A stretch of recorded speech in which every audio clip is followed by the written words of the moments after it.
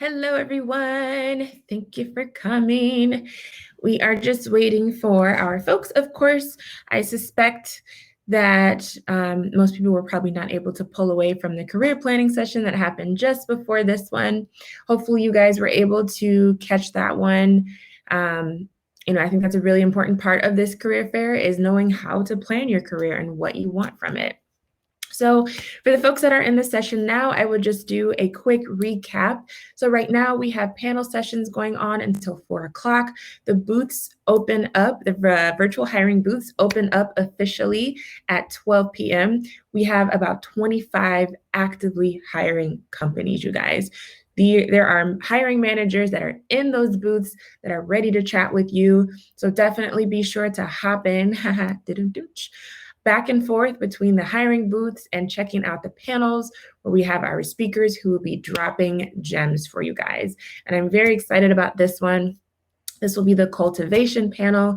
I do not have any experience really in cultivation or growing anything, so I cannot wait to chat with these folks about a career in cultivation. Let me just check in with my speakers here and make sure they are doing okay with navigating Hopin. Hello. Oh, let me hop back here. Hey there, Alexander. How's it going? Going good. How are you today? Good, thank you. You had no trouble navigating Hopin? It looks like you're here. No, everything went fine for me, so good. Awesome. Easy login. Awesome. So we're just going to wait a couple of minutes here for our two other speakers. Let me just send them a quick message to make sure that they are doing okay. If you just bear with me here.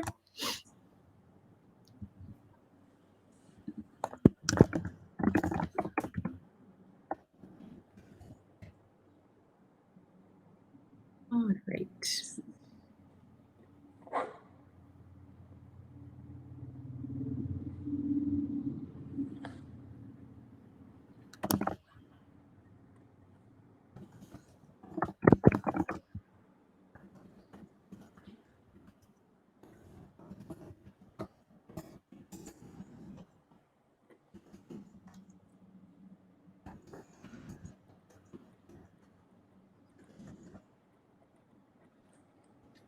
Alrighty. Give folks a little bit.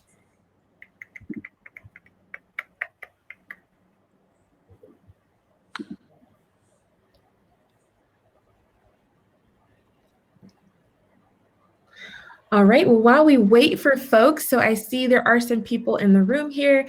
If we could get started with some intros, drop some questions. What are some things that you want to learn about a career in cultivation?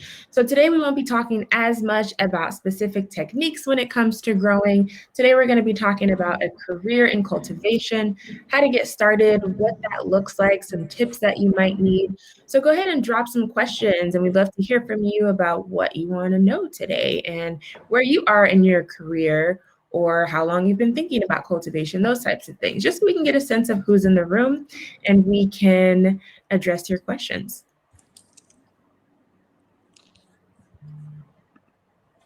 Right here.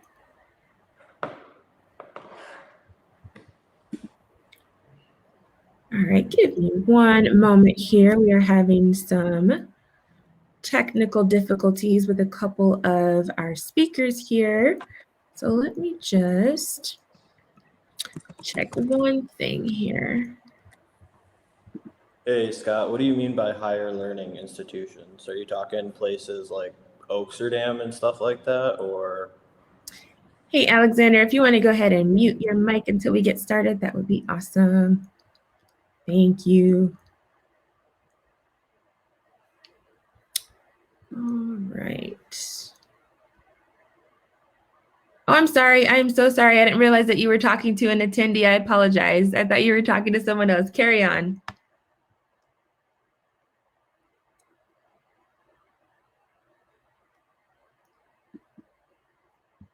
So I haven't heard of one in Michigan. However, I do know places like that. They do offer value in terms of like teaching you kind of basics of the plant, but I think the best thing to do is really do as much research, not just on cannabis itself, but really any kind of plants. So plant growing knowledge.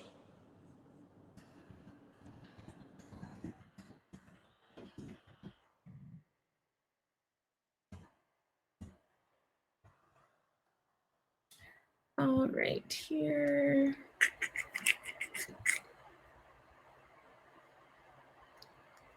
Hey there, Emily. Hey, everyone. Thank you for joining. So I am just troubleshooting with a couple of my speakers who are having some technical difficulties with joining. We're waiting for 2 other people. So if you could just bear with us. But while we wait, if you could drop an intro in the chat here, tell us about what you're interested in learning when it comes to cultivation. So just a reminder, we won't be talking as much about cultivation techniques. Today, we'll be talking all about how to get started in a career in cultivation, where folks came from in terms of other industries, how to make that transition.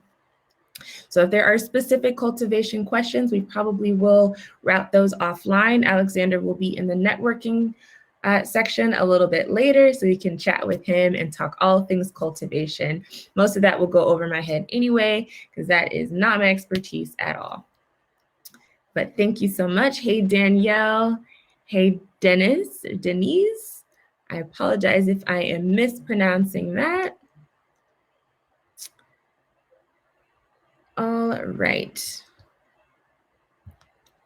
Let's see.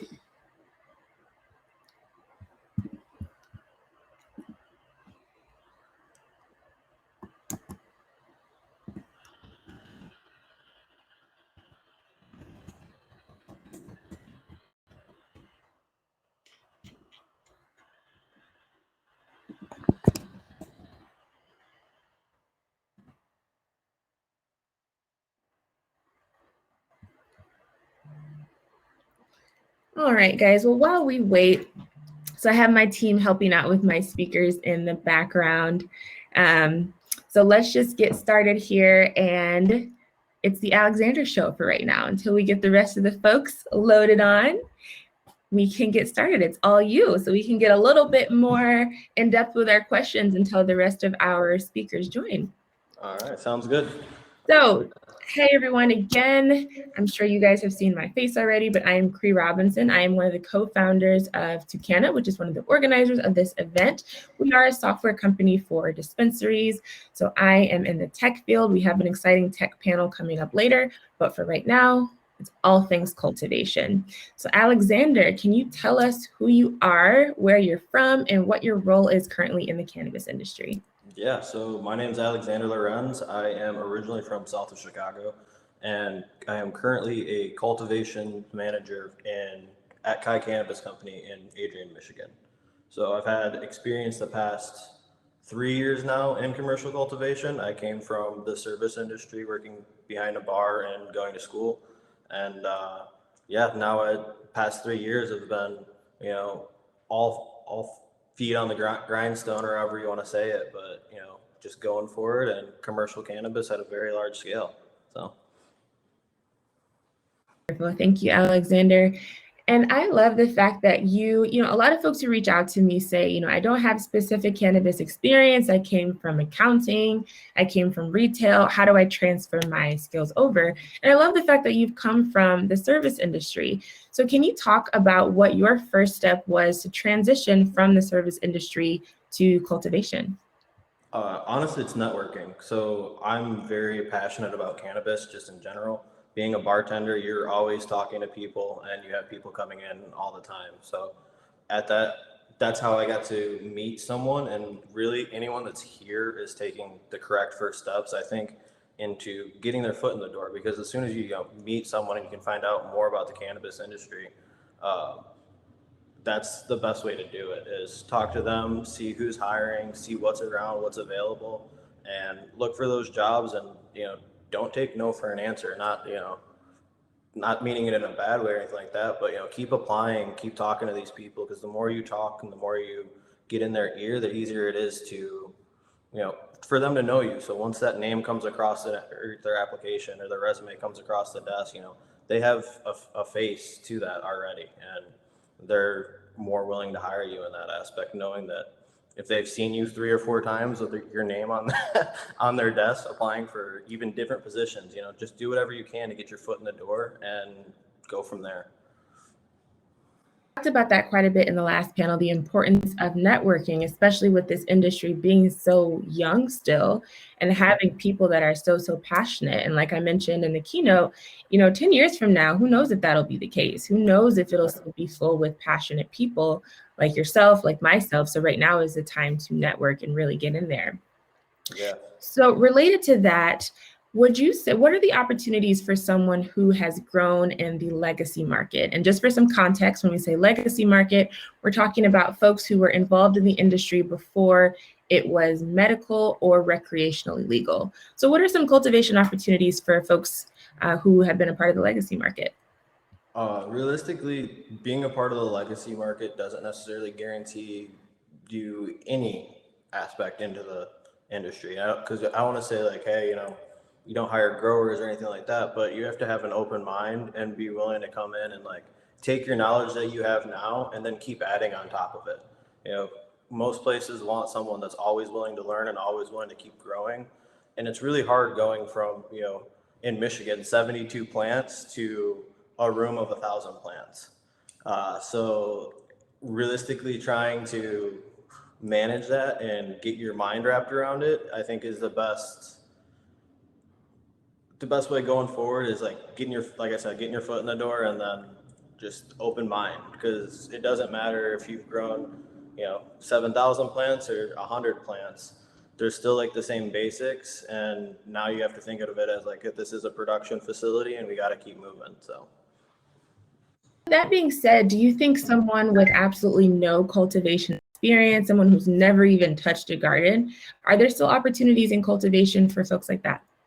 Definitely. If you're willing to learn and if you're willing to really do whatever it takes to get your hands in the garden, that includes really staying after or doing any extra small menial task. It really stands out and shows. It's not, the cannabis industry isn't like really different from any other industry. If you work hard and you get yourself noticed and get yourself out there, you can go from packaging all the way into cultivation.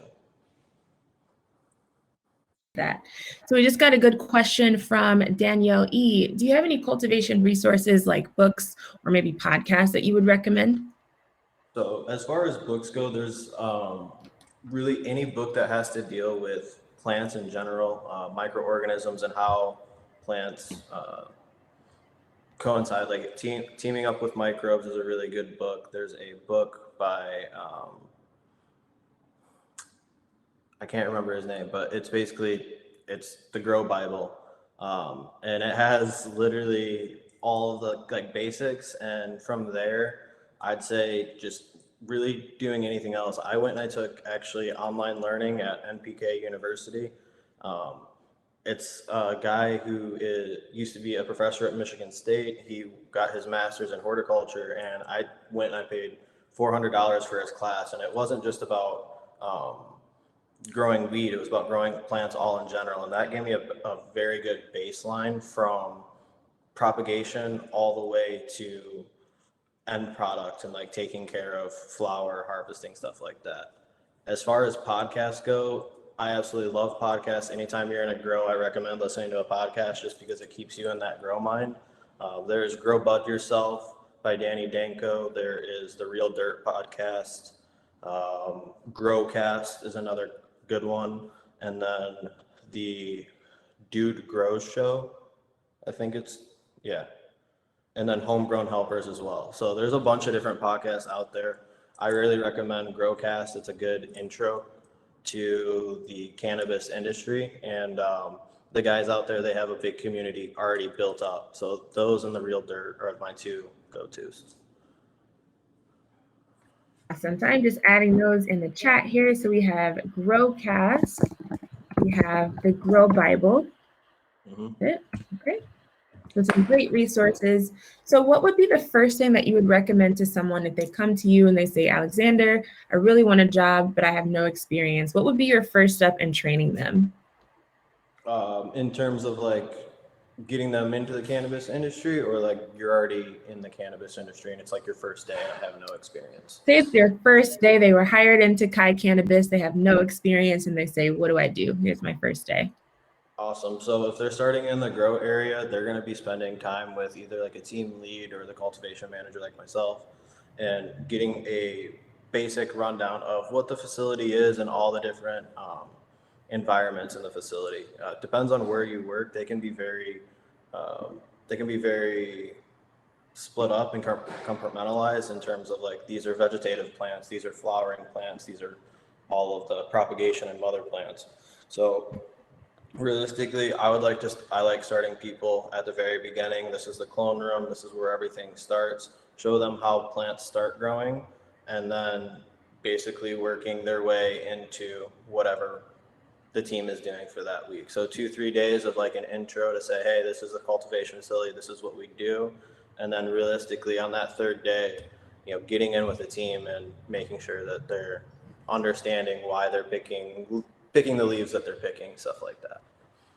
And you said something really interesting. So even though here the focus is the plant, you mentioned a lot of kind of relationships, spending time with team leads, understanding who to go to when it comes to specific issues with the plant. And I cannot stress that enough, everyone. Relationships are so, so important, because if you can imagine, if you don't have a good relationship with your team leads, they may not be as interested or as invested in your learning. Can you speak a little bit to that, Alexander? Yeah, I mean, if anyone has questions or anything like that, that's the whole purpose of your team leads and your in there. So anyone that comes out and is really asking about, like, has a question, like, that's our job, is to teach you whatever it is you want to know. And then also, if you get to that cultivation manager or team lead standpoint, if you see something in the room and you have someone that's new or someone that doesn't truly understand the plant, then that's your job, is to sit there, stop, and pull everyone in and be like, hey guys, do you guys ever see this? This is okay, this is bad, so on and so forth. And there's a lot of variation that you get on the commercial cannabis scale, seeing 1,000 plants at once. So you're able to learn really quickly as long as you sit there and you pay attention.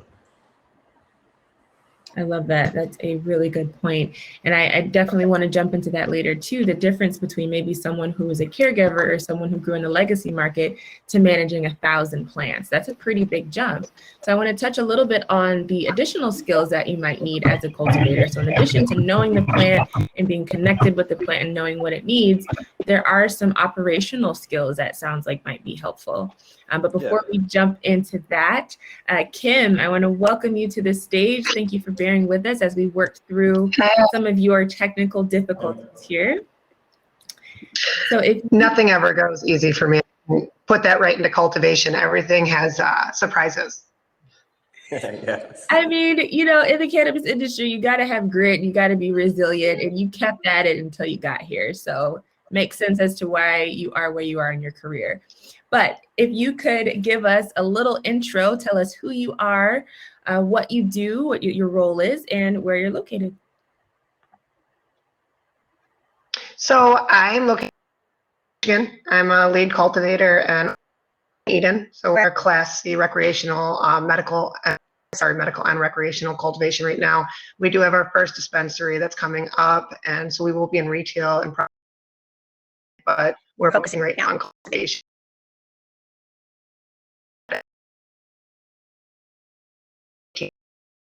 1,000 square feet at the moment.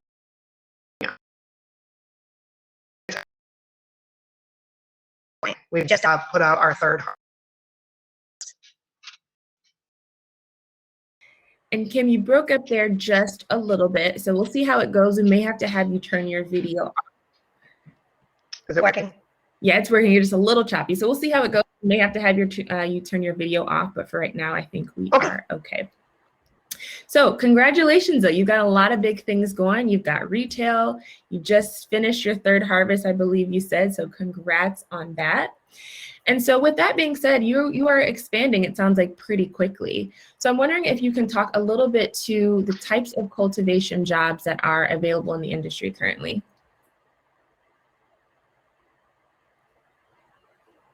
Right now, I'm gonna turn my video off if I can, just so it doesn't do choppy for you guys. Right now, There we we go. hire Thank you, everything Kim. from cultivation techs. Is that better? Awesome.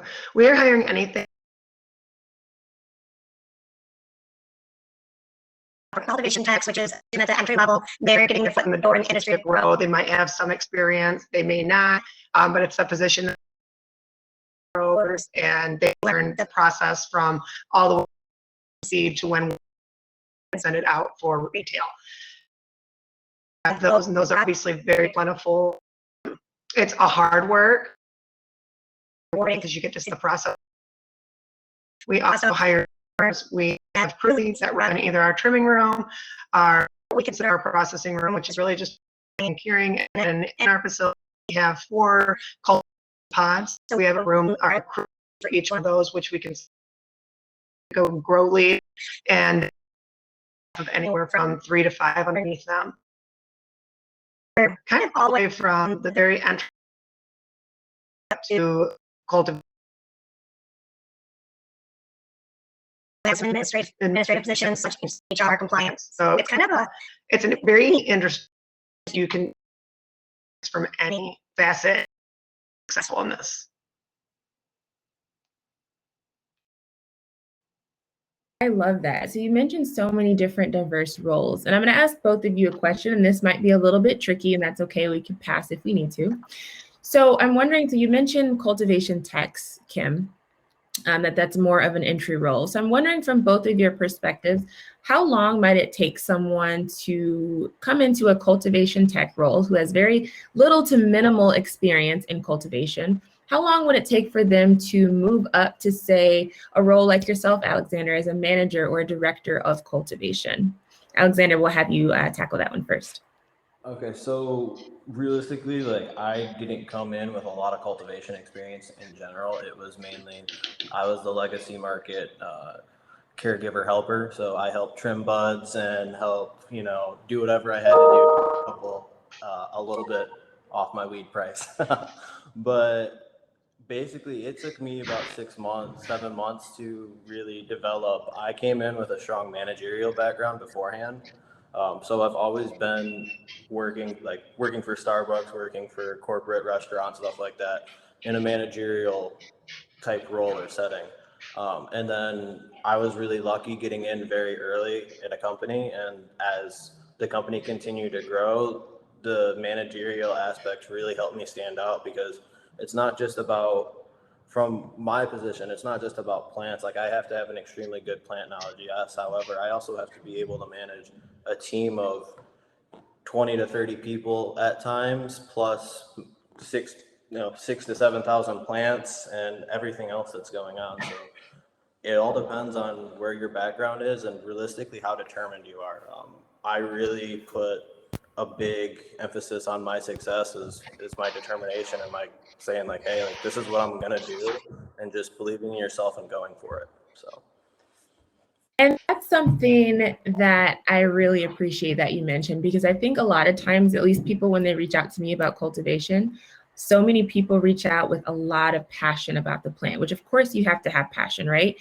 But there's a managerial component, there's an organizational component, there's an operational component. There are all of these other skills. There's a relationship management component. There are all these other components that extend beyond just knowing how to grow the plant. And I think that's extremely important.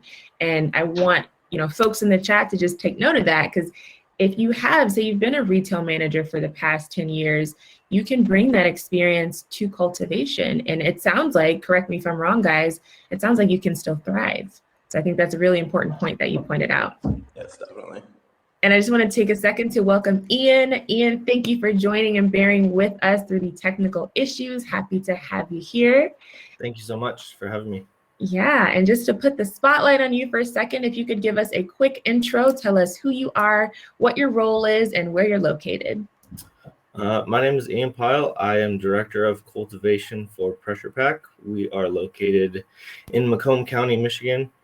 I've been growing for the last 11 years in the legacy market, into the medical market, and then into the recreational market. We currently have one 10,000 square foot facility, and coming online, we have two 20,000 square foot facilities that we are looking to staff. And we also just brought online a processing facility. Love it. Amazing. And I'm going to keep the spotlight on you for a second, Ian, and then we will come back to you to answer that question, Kim. So the question that I just posed to the group is, how long do you think it would take from your perspective for someone to come in as a cultivation tech who has minimal experience to move up to a role like yourself, director or manager of cultivation? Like he was saying, if someone has previous management experience, that is highly sought after. As long as you can learn the techniques and learn what we're looking for in the plants and learn like how basically to read the plants, then your previous management skills can move you up in the company quickly. It's hard to say a time date. It's different with every single person that we come across. 6 months to a year. I mean, it could be as fast as 3 months though. It really depends on the employee. That's pretty fast. And this is for a solid career in the cannabis industry. So thank you so much. Yeah, I mean, to give an example, when I got my first management experience, I was in the company for a month, and I had previous management experience, and this was back in 2017 in Washington State. I had previous management experience from a retail hydroponics store, and I proved myself in the garden. I worked hard. I was one of the hardest working employees, and they needed to fill a role, and they're like, "You're the best looking right now, so let's put you in that position." So it sounds like it's a combination of you having your relationships, you being consistent within the industry, and also you kind of being at the right place at the right time, and then really marketing the experience that you already had, even though it might not have been exactly what they were looking for at that time, but you made it work for yourself in that way. Correct. Awesome. I love that. And then Kim, what about you? What is your thoughts on that? I'm going to go ahead and unmute you, Kim. There you go. We can hear you now. Okay. I mirror them in their sentiments quite a bit. A lot for me, and my experience thus far is dependent on the individual, where they're going with the management skills. I have found almost at times more valuable than the plant knowledge. Obviously, both of them combined. But when we're talking to a lead cultivator or a director of cultivation, to really good leadership, unfortunately, you're now kind of removing yourself from the hand watching a plant, like what we love in the legacy market, developing. You're now passing that experience on work below you. So it's nice to have that management skill, because that will excel you so much faster to get one of those, actually career-based jobs. Being said, it really depends on the individual. I've seen some people that have been able to excel within months and continue climbing, and I've also seen some people that just being at like an entry-level tech, that's where their true passion between management passion, and obviously you have to want to know the plant too. But it really depends on their ambition in this industry, because the ceiling is climbing fast or as slow as you'd like. I love that. Thank you, Kim. And I'm going to keep the spotlight on you for a second. And I think we talked about this briefly, and we will have to wrap up here shortly. But if you have ever had to, and I honestly would love to hear about this from all of you, but if you have had to let anyone go, so they were a cultivation tech, a manager, what have you, can you think about maybe one of the reasons or why it didn't work out for those folks? You don't have to mention any names or be super specific, but would love to just hear about some of the mistakes that you think those folks might have made. To be lambasted for saying this. We actually, when we first started, we hired in our director of cultivation, and very experienced, legacy grown his entire life, well, probably 30 years plus, but very suitable guy, brilliant. But we couldn't get him to transition to where instead he worked got a lot of, he didn't have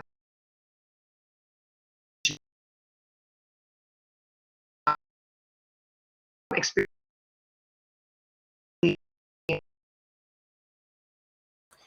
So it was really hard to let him go in that aspect, but because there's so much knowledge, but in the commercial market, it really is about running a very, very tight ship and a very fluid environment. Hey, Kim, could you turn your video off? Is it messing up again? Just a bit. Just a little bit. Awesome. Okay. Could you repeat, I'm sorry, just the last bit of what you said? Okay. Yeah, it was really hard. We ended up letting our lead grower, director of cultivation, go, and that's kind of how I found myself in this role again.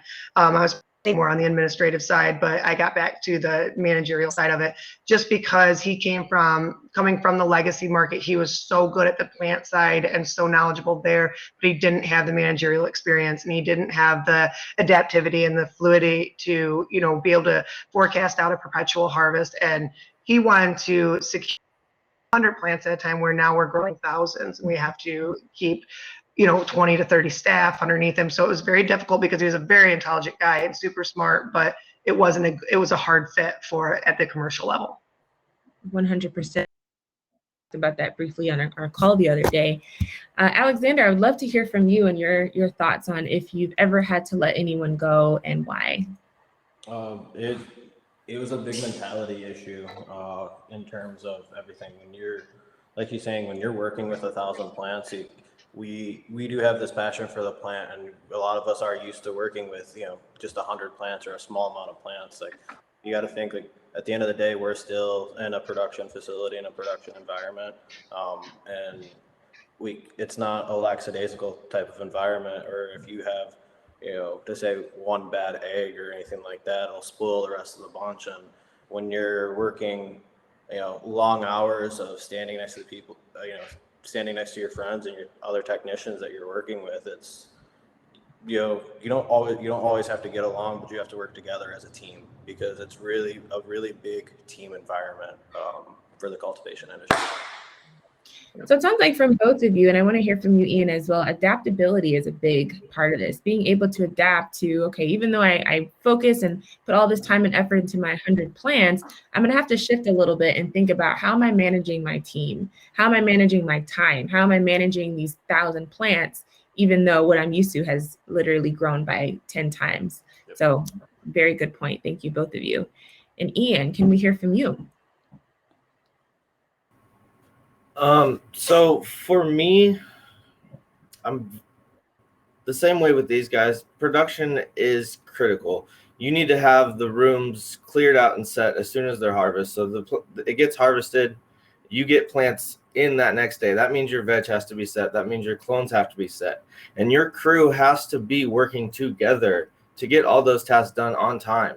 Like, every day wasted is a loss in the production schedule. And if you, not to point out really bad eggs, like Alexander was saying, but if you have one person that's slowing the rest of the team down, or they're not staying on task, or you find them over there doing something that wasn't assigned to them, just people that tend not to follow with the team, they tend to do their own thing, aren't really kept around that long. Mm-hmm.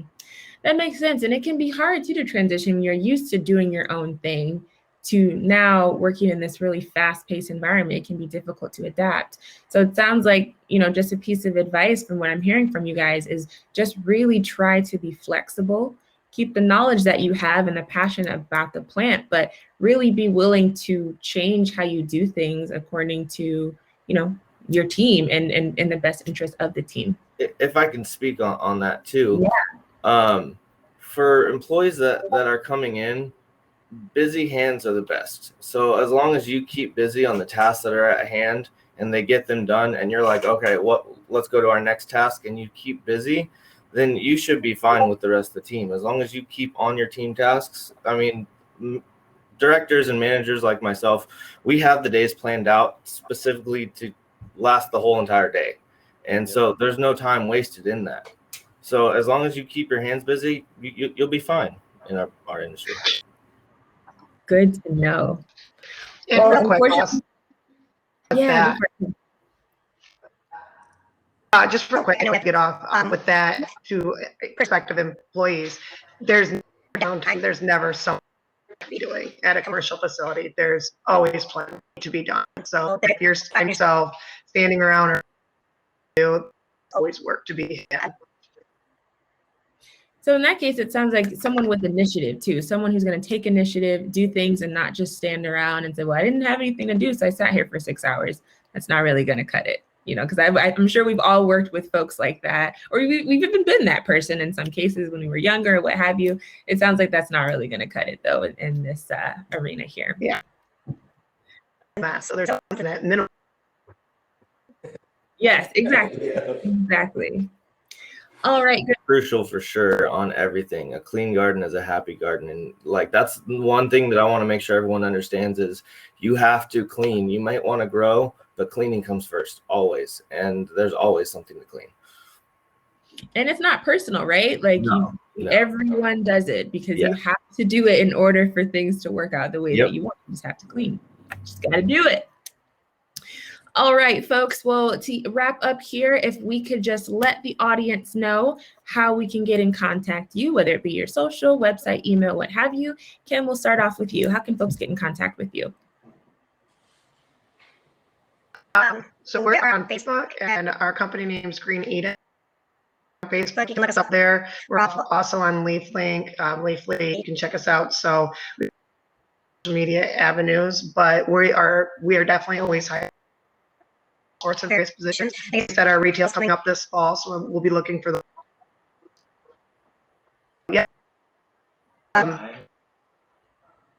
all the time. Amazing. Congrats, Kim, on that retail venture. Super excited to see that. Alexander, how can folks get in contact with you? All right, so if you guys want to get in contact with me personally, feel free to reach out on LinkedIn at my name, or my Instagram is literally A McClones, because I absolutely love propagation and that's my life. But we have Cannabis. We are down in Adrian, Michigan. We just opened our first retail store and we're working on opening our second. So come check us out in Adrian. We have a couple different places, and Lansing, ProGrow carries our stuff, as well as a couple places outside of Detroit too. So go in, ask for Kai, and you guys will be happy with the flower. It's really awesome to have something you're proud to have your name on, especially at the commercial level. Yes, I love it. Thank you, Alexander. Check out Kai Cannabis. And last but not least, Ian, how can we get in contact with you? If you guys would like to become part of our facility or come in and work processing, I don't really do social media that much. Unfortunately, I'm more about the plants. I've been on plants for a long time, so I don't do Instagram, Facebook, LinkedIn, or any of that. If you want to email me, my email is enp@shophod.com.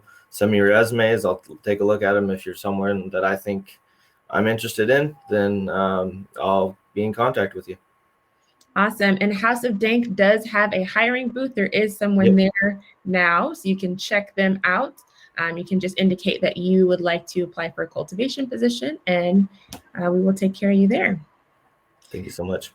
Well, thank you, everyone. I've really enjoyed this. Like I said, cultivation is not my expertise. I loved hearing a different perspective from you guys. I love the focus on, a different component, the managerial side. I really hope that that speaks to folks in the audience.